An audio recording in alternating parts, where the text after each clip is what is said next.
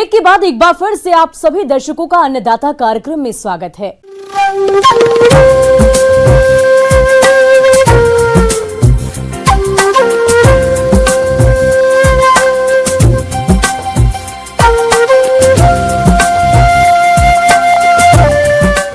मौसम विभाग की रिपोर्ट पर साप्ताहिक कृषि सलाह कुछ इस प्रकार है।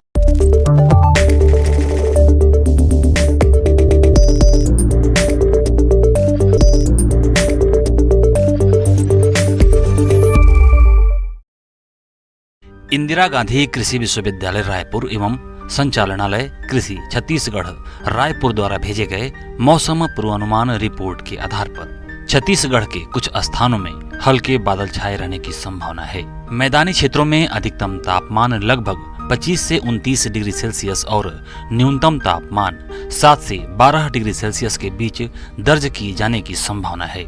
आने वाले दिनों में हवा विभिन्न दिशाओं से चलने की संभावना है और इसकी गति लगभग 3 से 5 किलोमीटर प्रति घंटे रहने की संभावना है। ऐसे में इन क्षेत्रों के किसान भाइयों को सलाह दी जाती है कि सूरजमुखी की उन्नत प्रजातियों जैसे modern, TNAU, SUF7, BSH1, KBSH1, DRSH1, ज्वालामुखी, सूर्या इत्यादि की बुआई करें। सामान्य प्रजाति के बीजों की बुआई 10 किलोग्राम प्रति हेक्टेयर एवं संकर प्रजातियों की 5 से 6 किलोग्राम प्रति हेक्टेयर दर से बुआई करें। देर से बोई गई गेहूं की फसल में पहली सिंचाई 20 से 25 दिन और समय से बोई गई गेहूं की फसल में दूसरी सिंचाई बुआई के 40 से 45 दिन की अवस्था पर करें। साथ ही साथ नाइट्रोजन की शेष मात्रा का छिड़काव करें।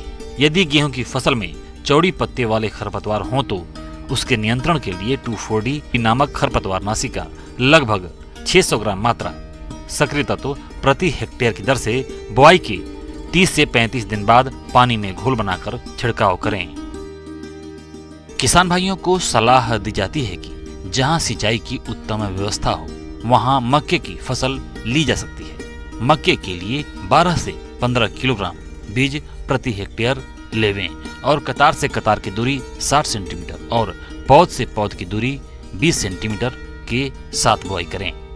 मक्का फसल की बुआई से पहले 1/3 भाग नाइट्रोजन और पोटास फास्फोरस की पूरी मात्रा उपयोग करें। किसानों को सलाह दी जाती है कि मक्के की फसल में खरपतवार नियंत्रण के लिए बुआई के 3 दिन के अंदर एट्राजीन 300 से 400 ग्राम प्रति एकड़ की दर से छिड़काव करें। सरसों की फसल में पहली सिंचाई बुआई के 25 से 30 दिनों के बाद करनी चाहिए। पहली सिंचाई के बाद नाइट्रोजन की दूसरी मात्रा का टॉप ड्रेसिंग करनी चाहिए। सरसों की फसल में दूसरी सिंचाई फूल आते समय बुआई के 70 से 75 दिन बाद करनी चाहिए। सरसों की फसल में निचली पत्तियों पर रोग के लक्षण दिखाई देने पर मेटालक्सिल 1 ग्राम प्रति लीटर पानी के हिसाब से घोल बनाकर छिड़काव करें। रोग की तीव्रता के अनुसार 10 से 12 दिन के अंतराल पर एक छिड़काव और किया जा सकता है। पिछले माह रोपण की गई सब्जियों में गुड़ाई कर नाइट्रोजन उर्वरक प्रदान करें।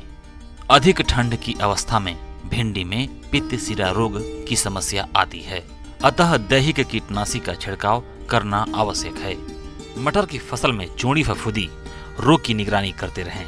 इस रोग में पत्तियों, फलों और तनों पर सफेद चूर्ण दिखाई पड़ता है। इस रोग से बचाव के लिए फसल में सल्फेक्स दवा 3 ग्राम प्रति लीटर पानी के हिसाब से घोल बनाकर छिड़काव करें। दुधारू पशुओं को भरपूर पानी पिलाएं, अत्यधिक ठंडा पानी न पीने दें। पशुओं को 25 से 30 ग्राम मिनरल मिक्सचर प्रतिदिन चारे के साथ मिलाकर अवश्य खिलाएं। दुधारू पशुओं में पेट में गैस हो गया हो तो टिम्पोल या ब्लेटासिल दवा 100 मिलीलीटर गुनगुने पानी के साथ पिलाएं।